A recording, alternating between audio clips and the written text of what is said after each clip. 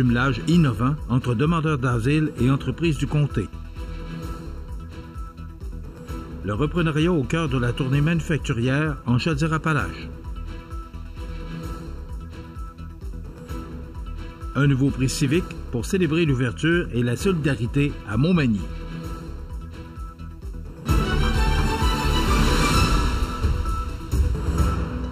Jeudi 23 octobre 2025. Bonjour mesdames et messieurs, bienvenue à votre bulletin d'actualité sur le réseau de télévision CEMA TV. Une nouvelle initiative prend forme dans la région de Côte-du-Sud, Rivière-du-Loup, Katascomique-Témiscouata, afin de répondre concrètement à la pénurie de main-d'œuvre. En effet, le député fédéral Bernard Généreux annonce la mise en place d'un projet novateur en collaboration avec l'organisme INICI, soit Immigrer, Intégrer, Innover, visant à jumeler des travailleurs internationaux déjà présents au Québec avec des entreprises locales à la recherche de personnel qualifié. Dans un contexte où plusieurs employeurs peinent à combler leurs postes, notamment en raison des lourdeurs administratives du programme des travailleurs étrangers temporaires, cette démarche se veut une solution humaine, pragmatique et rapide. Le programme intitulé « En route vers ma région », lancé en septembre dernier par INICI, permettra d'organiser une tournée de recrutement originale dont un autobus transportera, les 27 et 28 novembre prochains, une cinquantaine de candidats présélectionnés vers Montmagny et Rivière-du-Loup. Ces travailleurs, déjà titulaires d'un permis de travail ouvert et établis au Québec, viendront rencontrer directement des employeurs régionaux. Le processus de jumelage est simple et transparent. Les entreprises intéressées n'ont qu'à remplir un formulaire pour préciser leurs besoins. INICI analyse ensuite les profils disponibles et propose des candidats correspondant aux critères recherchés. Une première entrevue virtuelle est ensuite organisée, suivie, en cas d'intérêt mutuel, d'une entrevue en personne lors du passage des candidats dans la région.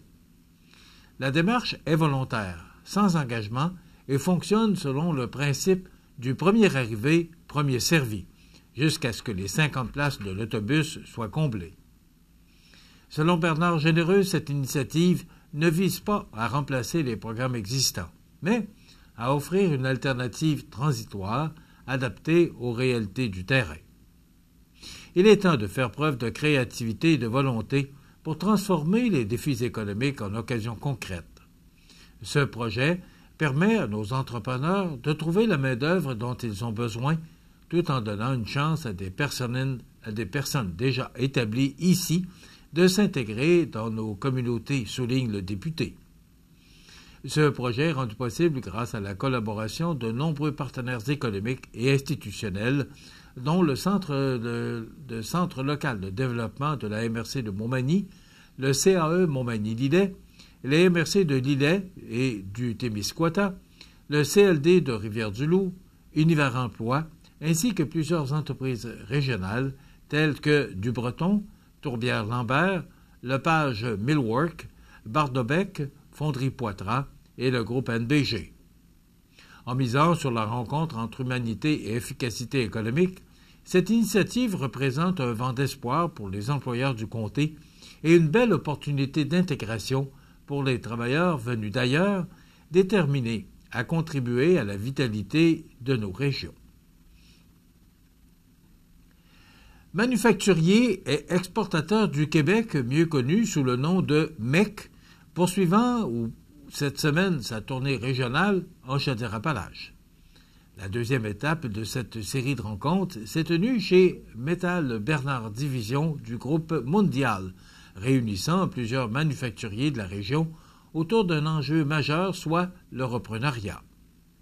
Dans un contexte où le Québec vit une importante transition générationnelle, la question du transfert d'entreprise devient cruciale pour la pérennité du secteur manufacturier. Selon Statistique Canada, ce secteur représente 12,4 % du produit intérieur brut, le PIB québécois, et affiche le plus haut taux d'intention de transfert, soit 15,3 %. Une situation qui offre autant d'opportunités de renouvellement, de risques de perte de savoir-faire si la relève n'est pas bien accompagnée. La présidente directrice générale de Manufacturiers et Exportateurs du Québec, Julie White, a souligné que le reprenariat représente à la fois un défi et une formidable opportunité. Elle insiste sur l'importance de soutenir les entrepreneurs dans cette transition par un meilleur accès au financement, un maillage efficace entre cédants et repreneurs et la modernisation des entreprises. De son côté, Jean-Yves Bourgeois, premier vice-président au service aux entreprises du mouvement Desjardins, il a rappelé que la planification de la relève est essentielle pour préserver les emplois et la vitalité économique régionale. Cette table ronde, animée par Desjardins, a permis d'échanger sur des solutions concrètes pour faciliter la reprise d'entreprises manufacturières. La tournée de Manufacturiers et Exportateurs du Québec se poursuivra dans d'autres régions du Québec au cours des prochaines semaines, toujours avec le même objectif, soit celui d'assurer la continuité et la croissance du secteur manufacturier, un pilier économique majeur qui emploie plus de 500 000 personnes au Québec. Un nouveau prix civique pour célébrer l'ouverture et la solidarité à Montmagny. Tous les détails après la pause.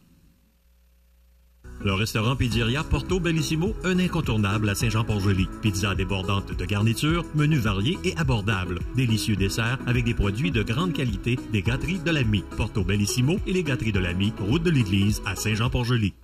Animalerie Montmagny, on aime vos félins, parfois taquins. Oui, vos chiens, même les coquins.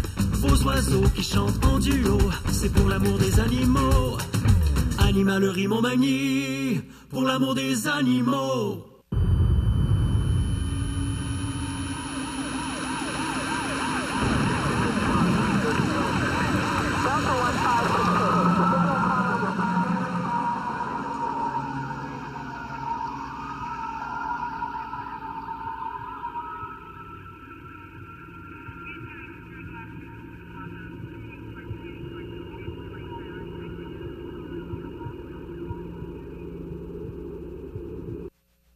Vous regardez C'est ma TV, le réseau de l'information sur la Côte-du-Sud. La MRC de Montmagny vient unir deux distinctions locales majeures, dont le prix Alain Brebillon et le prix Laurent Brochu, afin de créer une reconnaissance unique, soit le prix civique Brochu-Brebillon. Cette nouvelle distinction vise à honorer, chaque année, une personne du territoire qui se distingue par son ouverture, sa bienveillance et ses actions concrètes, favorisant l'accueil, l'intégration et la participation de tous, peu importe leurs origines. En fusionnant ces deux prix, nous souhaitons mettre en lumière le lien naturel entre l'intégration et l'engagement civique. Favoriser l'inclusion, c'est aussi poser un geste citoyen fort, souligne Nancy Labrec, directrice générale de la MRC de Montmagny. Créé en hommage à deux figures marquantes du milieu, Laurent Brochu et Alain Brebillon, ce prix reflète les valeurs communes dont la générosité, le respect et la solidarité. Laurent Brochu, homme d'affaires et bénévole engagé, a inspiré un prix d'action civique remis lors de la Semaine québécoise des rencontres interculturelles. De son côté, Alain Brebillon a marqué la région par son travail auprès des nouveaux arrivants et sa contribution au vivre ensemble. Le prix civique Brochu-Brebillon sera désormais attribué chaque mois de novembre dans le cadre de la Semaine québécoise des rencontres interculturelles, afin de reconnaître les citoyens qui incarnent ces valeurs de rapprochement et d'ouverture. Le nom du premier récipiendaire de cette nouvelle distinction sera dévoilé le 10 novembre prochain lors d'une cérémonie officielle à la MRC de Montmagny. La candidate à la préfecture de la MRC de Kamouraska, Nancy Dubé, poursuit la présentation de son programme électoral en dévoilant une nouvelle série de priorités centrées sur la qualité de vie et le développement durable du territoire. Fière de ses racines kamouraskoises, elle propose une approche axée sur la collaboration, l'innovation et la solidarité autour de 6 grands axes, dont l'habitation, l'immigration, l'éducation, le développement social, le développement communautaire et la santé. En matière d'habitation, Nancy Dubé souhaite renforcer la politique déjà en place à la MRC afin de favoriser l'accès à des logements abordables et adaptés aux besoins des familles, des travailleurs et des aînés. Elle mise notamment sur des projets de logement intergénérationnels, de rénovation et d'habitat coopératif. Sur le plan de l'immigration, la candidate reconnaît le rôle essentiel des nouveaux arrivants dans la vitalité régionale. Elle veut faire du Kamouraska un territoire accueillant en valorisant la diversité culturelle et en soutenant les partenariats entre les municipalités, les organismes d'accueil et les employeurs. Concernant l'éducation, elle entend consolider les liens entre les écoles, les entreprises et les organismes pour mieux arrimer la formation aux besoins du marché du travail. Elle souhaite aussi promouvoir la formation professionnelle et encourager la persévérance scolaire à tous les niveaux. Dans le domaine du développement social, Mme Dubé mise sur la solidarité et la lutte contre l'exclusion. Elle veut appuyer les organismes communautaires, encourager le bénévolat et soutenir les entreprises d'économie sociale. Le développement communautaire fait également partie de ses priorités, avec un appui clair à la Corporation de développement communautaire du Kamouraska et à la mobilisation citoyenne dans les milieux de vie. Enfin, sur le plan de la santé, la candidate souhaite renforcer les services de proximité, attirer et retenir le personnel médical et soutenir les initiatives locales en santé mentale et en prévention. Nancy Dubé conclut en réaffirmant son engagement à travailler en concertation avec les élus et les acteurs du milieu afin de bâtir une MRC forte, inclusive et tournée vers l'avenir.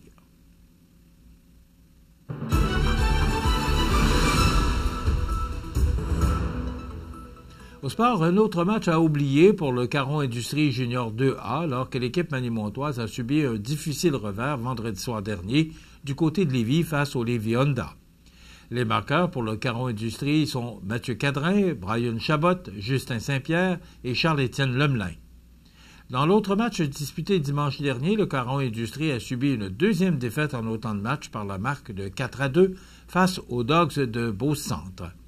Malgré un effectif réduit à 13 joueurs dû à plusieurs blessures et 2 suspensions, l'équipe locale a livré une belle performance. Anthony Hébert a inscrit les 2 buts du match pour le Caron Industrie.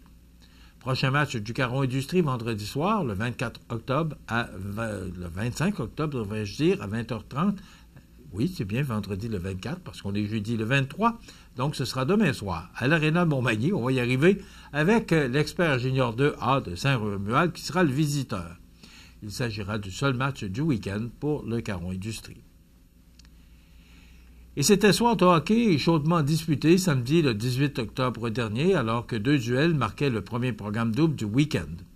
Le public a eu droit à de l'action, de la rivalité et plusieurs performances remarquables. Dans le premier match, le groupe MG rendait visite au restaurant à la Rive, un affrontement toujours relevé entre 2 formations qui se connaissent bien.